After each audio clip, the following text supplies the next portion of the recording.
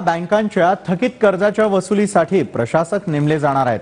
सहकार मंत्री हर्षवर्धन पाटील यांनी ही माहिती सोलापुरात दिलेली आहे।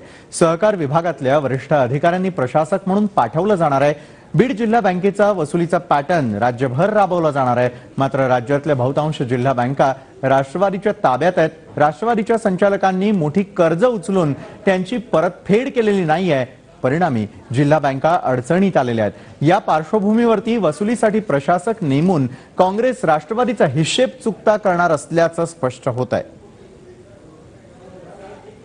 आणि रिकव्हरी करायची असेल तर एखादा सहकार खात्यातला एखादा वरिष्ठ अधिकारी तिथं नेमणं आवश्यक आहे। कारण ॲडिशनल कलेक्टरकडे 2 चार्ज होते। ॲडिशनल कलेक्टरकडे बँकेचा एक चार्ज होता, प्लस त्या जिल्ह्याचा ॲडिशनल कलेक्टर म्हणून पण त्याच्याकडे चार्ज होता।